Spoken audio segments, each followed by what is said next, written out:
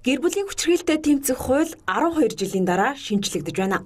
Энэ хуулинд орсон гол заалтуудыг тоймлог хүргэж байна.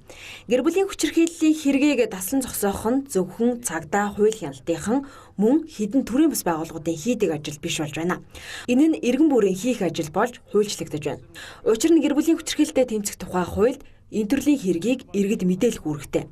Тэр дундаа хүүхдийн хүчирхийлэлтэй холбоотой хэргийг иргэн бүр мэдээлэх үүрэг хүлээж байна. Түүнчлэн гэр бүлийн гишүүдтэй хамгийн ойр ажилдаг өрхийн эмч, багш, нийгмийн ажилтан зэрэг хүмүүс гэр бүлийн хүчирхийллийг зайлшгүй мэдээлэх үүрэгтэй. Эс бөгөөс хуулийн хариуцлага хүлээнэ. Хэрвээ хүүхэд хүчирхийлэлд өртөх юм бол мэдсэн хүн, байгууллага хэн ч байсан заавал мэдээлэх үүрэгтэй. Харин ямар нэгэн насанд хүрсэн хүн хүчирхийлэлд өртөж байна гэж үзэх юм бол иргэн ямар нэгэн байгууллага бол мэдээлэх хэрэгтэй. Өмнө нь бол байгууллага мэдээлэх хэрэг бол байгаагүй.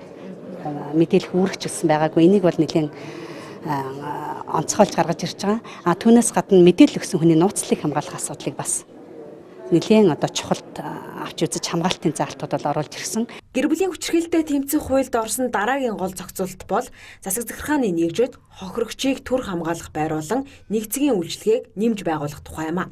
Гэхдээ судалгааны үндсэн дээр гэр бүлийн хүчирхийлэл хамгийн их үйлдэгдэж байгаа газруудад түр хамгаалах байруулан нэгцгийн үйлчилгээг байгуулна.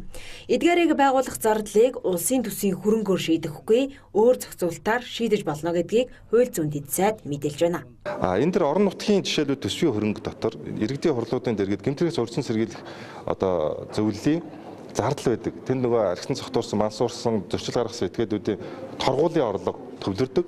Энэний тодорхой хувь буюу хуулиараа бол 40 хүртэл хувийг бол бас эргээд энэ төрлийн гэмтрээс урьдчилан сэргийлэх. Таны асууж байгаа тэр нэгцгийн үйлчлэгээ, хамгаалах байр, тэнд ажиллаж байгаа хүмүүсийн сая асууж байгаа урсгал зардал гэдэг юм уу? Ийм зардлыг санхүүжүүлэх чиглэлээр хууль зүйн дотоод хэргийн ам бол ажиллана гэж бодож байна. Харин хүчирхийлэл үйлдэгчид оногдуулах хариуцлагын тухайд гэр бүлийн хүчирхийлэл анх удаа үйлдсэн болон гэмтлийн зэрэгээс хамааран захиргааны хариуцлага хүлээлгэнэ.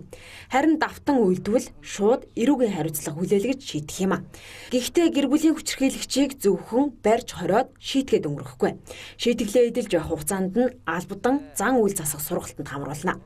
За нөгөө талаараа хэрвээ та энэ албадлагын арга хэмжээг зөрчих юм бол талсан сэргийлэх арга хэмжээ. Өөрөөр хэлбэл нөгөө цагдаа орох талсан сэргийлэх арга хэмжээ авах хүртэл таны эрх хэрэгчлөө хязгаарлагдах ийм хатуу ял шийтгэлтэй болж байгаа шүү гэдгийг ялангуяа энэ хүчирхийлэл үйлддэг, давтан үйлддэг шууд анхааруулж хэлье.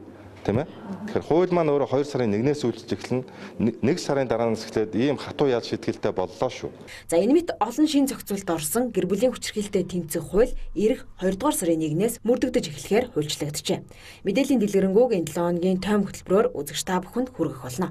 Төрийн ордноос Бямбгэрэл Батбаяр.